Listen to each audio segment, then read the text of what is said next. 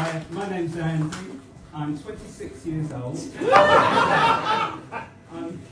I'm 6 feet tall, and I have a gym-toned, muscular physique. That's what it says on my Grindr profile.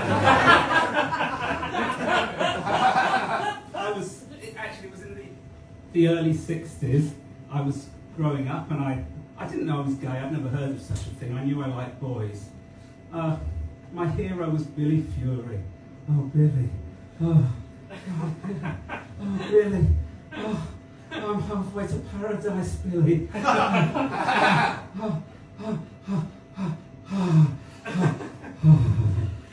Billy. I'll never find another you. Where's the Kleenex? The next morning, looking at my posters on my wall, I said, Billy, but last night was made for love, but where were you? You'll understand that if you don't remember Billy Fury. And then, but I really did know, it's only make-believe. Again, you'll only know if you're old enough to remember Billy Fury. But, as I say, I didn't know anything about homosexuality or being gay, but I knew I liked boys.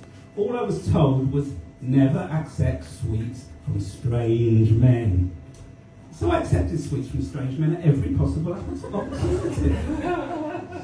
I got tooth decay. Who would realise that the best place to cruise would be the dentist's waiting room? And then, age 11, the big secondary school, an enormous erection. That was in the boys' showers. It was uncontrollable, very embarrassing. The initial admiration soon turned to ridicule.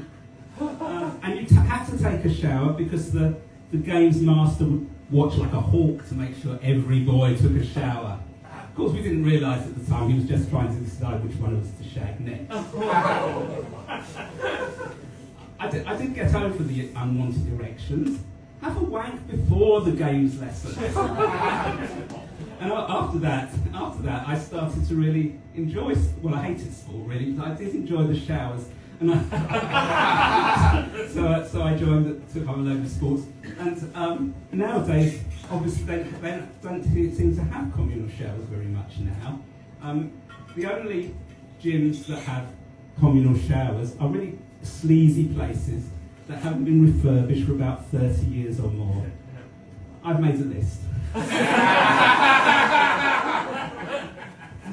Now, when you're cruising in your 70s, there are certain problems for us older guys. First, you've got to get to where you're going. You've got that steep hill up to the heath. I'm out of breath. And if you go to a club or a sauna, you've got those staircases like the one they have here. You can totally used to be a gay club. But those staircases. Oh, my legs. Oh, my knees. Oh, my back. But anyway, when you get there, it's often a disappointment because most of the guys are not really interested in old men anyway. But sometimes you're lucky. You never know if you're patient and persistent and persuasive. And if you are, you can make sure you can have a good time. You make sure others do too. You can. For example, when I give somebody a blowjob, I take my teeth out.